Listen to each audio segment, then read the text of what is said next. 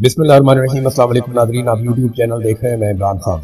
सबसे पहले इमरान खान साहब की बहनों ने एक बात की। उन्होंने कहा जी हम गारंटी दे देते हैं या हम एक ऑफर दे देते हैं कि मैं आसिम मुनीर का नाम नहीं लूंगा, इमरान खान को इलाज करवाने दें अल-शिफा अस्पताल से।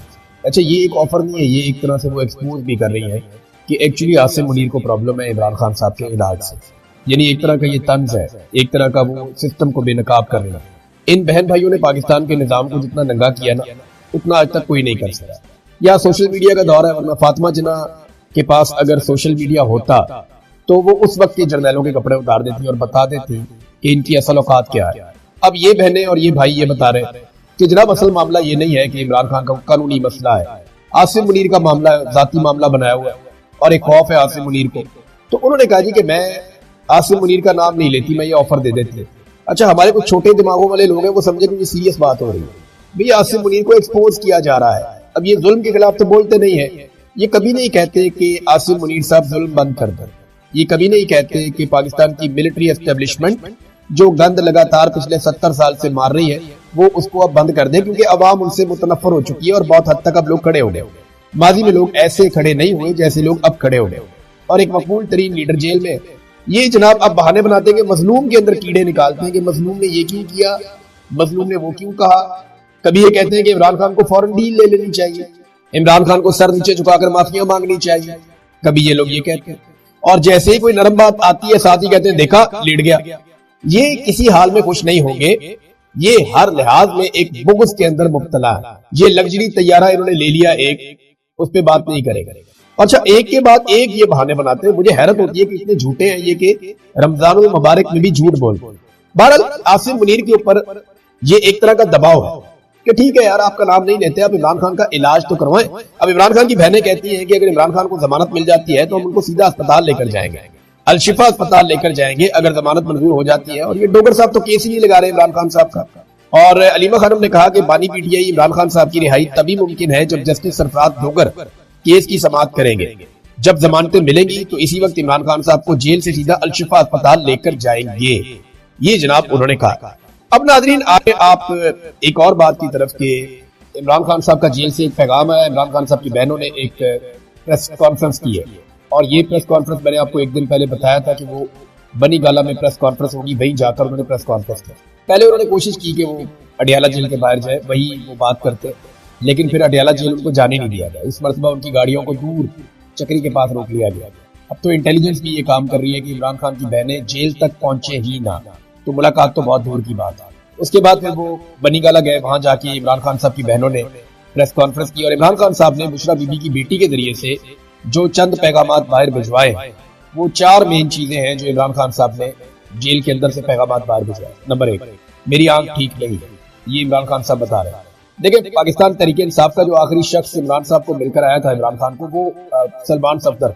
अब तहरीके इंसाफ से उनका ताल्लुक नहीं है, इमरान खान साहब के वकील है। उन्होंने एक रिपोर्ट बनाकर दी थी सुप्रीम कोर्ट ऑफ पाकिस्तान, तो उन्होंने तो ये भी बताया कि इमरान खान ने उन्हें कहा कि मैं अगर इस आंख से देखूं तो मैं तुम्हें पहचान नहीं पा रहा, मुझे सिर्फ रोशनी महसूस हो रही है कि तुम यहाँ पे मौजूद हो सलमान। तो ये इमरान खान साहब की आंख की उस वक्त की हालत है जब वो मिले थे, वो तब बता रहे थे। अब ये एक हफ्ते के अंदर ऐसा क्या हो गया कि अब ये कह रहे हैं जी बिल्कुल ठीक है इमरान खान साहब की आंख। लेकिन जो लोग कह रहे हैं वो इमरान खान साहब के अपने डॉक्टर्स नहीं है, फैमिली नहीं है, और पाकिस्तान तहरीके इंसाफ या इमरान खान साहब की बहनें उन पे एतबार करने को तैयार नहीं है। तो बहनों ने क्या कहा, इमरान खान ने क्या कहा, मैं आपके सामने रखता हूं। इमरान खान साहब ने 4 बातें कही। नंबर 1, मेरी आंख ठीक नहीं है। नंबर 2, मेरी बहनों से कहो कि मेरे लिए आवाज उठाएं। तो ये जो लोग कह रहे हैं इमरान खान की आंख ठीक हो गई 95%, ये तो बात हो गई गलत। दूसरा, इमरान खान साहब ने पिछली मरतबा जब मैंने आपसे कहा था कि अपनी कौम के लिए कोई पैगाम नहीं भेजा, और इस मरतबा इमरान खान साहब ने अपनी पार्टी के लिए भी कोई पैगाम नहीं भेजा। इमरान खान ने सिर्फ अपनी बहनों को कहा कि मेरी बहनों से कहो कि मेरे लिए आवाज उठाएं। नंबर 3, डॉक्टर आसिम और डॉक्टर फैसल को मेरे तक रसाई दी जाए, ये इमरान खान साहब का मुतालबा है कि मेरे डॉक्टर्स को मेरे तक लाया जाए। नंबर 4, मेरे टेस्टों की रिपोर्ट्स मेरे जाती मुआलिजीन से शेयर की जाए। जो रिपोर्टें इमरान खान साहब के टेस्टों की हैं वो इमरान खान साहब कहते हैं उन्हें भी नहीं मिली, और वो चाहते हैं उनके डॉक्टरों को वो रिपोर्टें मिले। लेकिन जो रिपोर्ट मंजरे आम पे आई है वो नामुकम्मल है, उसके बारे में इमरान खान साहब की बहनों ने बहुत तनकीद की है। अब इमरान खान साहब की बहनों ने जो एक प्रेस कॉन्फ्रेंस की, उसमें जो बुनियादी चीजें हैं जो उनकी बातों से अखज़ की जा सकती हैं, वो मैं आपके सामने रख देता हूँ। उन्होंने बहुत सारी जज्बाती बातें भी की हैं। बहनें होने के नाते वो लाजमी बात है, वो बहनें वो अपने भाई के लिए किसी भी लेवल तक जाएंगी, उनका इकलौता भाई है, और भाई भी ऐसा जो पूरी दुनिया में उसके जैसे लोग बहुत कम है, वो लेजेंड है, दुनिया उसको मानती है। तो मुख्तसर जो खुलासा है इमरान खान साहब की बहनों ने जो बातचीत की, वो उसमें एक तो वो ये कह रहे हैं कि इमरान खान साहब का इलाज, उससे वो मुतमईन नहीं है, इमरान खान साहब का इलाज ठीक नहीं करवाया जा रहा। फिर एक बात यह है कि इमरान खान साहब की आंख और उनकी जान को खतरा है और नुकसान पहुंचाया जा रहा है, और उनकी फैमिली और जाती मुआलिजीन की मुलाकात करवाने का कोई इरादा ऐसा लगता है कि हुकूमत का नहीं है, क्योंकि इनसे कुछ राजों से पर्दा उठ सकता है, उन्हें ऐसा लगता है। और ये इमरान खान को मारना चाहते हैं, ये भी बात इमरान खान साहब की बहनों ने कही। और पीटीआई लीडरशिप को ये मुसलसल ट्रैप कर रहे हैं, ये भी इमरान खान साहब की बहनों ने बात कही। अब क्या क्या बात कही ये मैं आपके सामने रखता हूँ। कहते तुझे मटियाला जाना चाह रहे थे कि वहां पे हो जाएगा, लेकिन फिर हम नहीं जा पाए। हमारा दिल उस वक्त हिलकर रह गया था जब इमरान खान ने यह बताया कि मुझे 2 हफ्ते तक नजर नहीं आ रहा था, मैं जेल के सुप्रीटेंडेंट को कहता रहा कि मेरा कुछ करो, उसने बात ही नहीं सुनी। हमें बताया जाए जेल के सुप्रीटेंडेंट ने 2 हफ्ते तक इमरान खान साहब के बताने के बावजूद गौर क्यों नहीं किया। और इतने सारे कैमरे लगे हुए थे, क्या किसी ने नहीं देखा कि इमरान खान को नजर नहीं आ रहा? वो कौन था जिसने हुक्म दिया कि इमरान खान को तिब्बी इमदाद ना दी जाए? इमरान खान ने सलमान सफदर से कहा कि सलमान अकरम राजा से जाकर कहो कि वो इनके ऊपर क्रिमिनल नेग्लिजेंस का केस करें। आप अब हमें कहेंगे कि हम डॉक्टर्स की टीम जेल भेज दी है, इसे कबूल कर लें, इन डॉक्टर की जो रिपोर्ट है उसे कबूल कर लें, ऐसा नहीं होगा। आसिम मुनीर साहब ने जिद पकड़ी हुई है कि मैंने इमरान खान साहब की मुलाकात उनकी बहनों से होने नहीं देंगे। वजह यह है कि जब जब इमरान खान साहब से कोई भी मुलाकात करता है तो बाहर जो पैगाम आता है उसके बाद आसिम मुनीर साहब को एक लेवल और नीचे जाना पड़ जाता है। इमरान खान साहब का बयानिया उसका वो मुकाबला कर नहीं पा रहे, इमरान खान साहब का ट्विटर उसका वो मुकाबला कर नहीं पा रहे, इमरान खान साहब की मकबूलियत उसका वो मुकाबला कर नहीं पा रहे, और इमरान खान साहब का जो कद है सियासी एतबार से, जो पाकिस्तान में उनकी इज्जत है, जो उनका एहतराम है, उसका मुकाबला आसिम मुनीर साहब कर नहीं पा रहे। तो अब ये फॉल प्ले है, वो कह रहे हैं कि वो मुलाकात नहीं होने देंगे। फैमिली की मुलाकातें भी बंद की हुई है, वकला की मुलाकातें भी बंद की हुई है, रिश्तेदारों की मुलाकातें भी बंद की हुई है। इमरान खान जो भी कहे पाकिस्तान का निजाम उससे खौफजदा हो जाता है। एक जिद पकड़ी हुई है पाकिस्तान की मिलिट्री एस्टेब्लिशमेंट ने कि जो इमरान खान चाहता है वो हम होने नहीं देंगे। अल्टीमेटली होता वही है। इमरान खान ने कहा था मैं इलेक्शन जीतूंगा, उसने जीत कर दिखा दिया। इमरान खान ने कहा था कि तुम मुझे डरा हुआ नहीं देख पाओगे, उसने वो भी दिखाया। इमरान खान ने कहा था कि तुम मुझे शिकस्त नहीं दे पाओगे, तो शिकस्त नहीं खाई उसने। इमरान खान ने कहा था कि सुहेल अफरीदी को वजीर आला बनाना है, DGISPR आकर पेशावर के अंदर काफी रोला शोला डाल के गए, लेकिन बन गया सुहेल अफरीदी वजीर आला। फिर इमरान खान ने कहा कि अचकजई को अपोजिशन लीडर बनाना पड़ेगा। अब उन्हें बनाना पड़ रहा है, सारा कुछ करके देख लेते हैं, लेकिन अल्टीमेटली इमरान खान की बात माननी पड़ती है। और ये एक अवामी लीडर की ताकत होती है, ये उसका खुद पर और अपने लोगों पर भरोसा होता है। बहरहाल महमूद अचकजई साहब के सामने बहुत बड़े बड़े अहदाफ हैं, बहुत सारे काम है जो उन्हें करने पड़ेंगे। खासतौर पर खारजी महाज के ऊपर पाकिस्तान ने जिस तरीके से एक चापलूसी का मुजाहरा किया है और अपने उसूली मौक़िफ़ जितने भी थे उन सबको छोड़ दिया है, और एक ऐसी स्टेट के तौर पे पाकिस्तान एक्ट कर रहा है आलमी सतह पे जो दूसरी स्टेट की प्रॉक्सी के तौर पे सामने आ रही है। मिसाल के तौर पे आप देखें ना कि अमेरिकन जो कहते हैं पाकिस्तानी कहते हैं जी बिल्कुल लब्बैक, जैसे आप कहें वैसे ही ठीक है।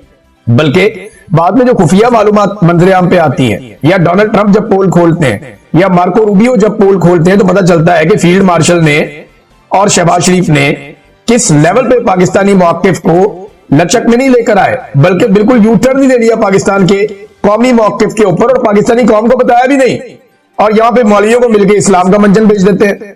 तो ये अब सारी चीजें जो है वो कौमी असेंबली में रखनी पड़ेगी। बहुत सारे और मामला हैं वो भी, लेकिन एक बड़ी डेवलपमेंट है। सुहेल अफरीदी से मैंने पिछले वीलॉग में मैंने भी रिक्वेस्ट की थी, और लोग भी कह रहे थे कि इन्हें मुतासरीन तीरा के पास जाना चाहिए। वादी तीरा के लोगों के साथ बहुत ज्यादती हो रही है, उधर बर्फबारी हो रही है, बंद कमरों के फैसलों ने उनको तबाह बर्बाद कर दिया, वो अपने इलाके छोड़ने पर मजबूर हैं। वहां पे एक ऑपरेशन की बार बार अनाउंसमेंट की जा रही है, जितनी आबादियां उन सबको खाली करवाया जा रहा है, और ये जबरदस्ती करवाया जा रहा है।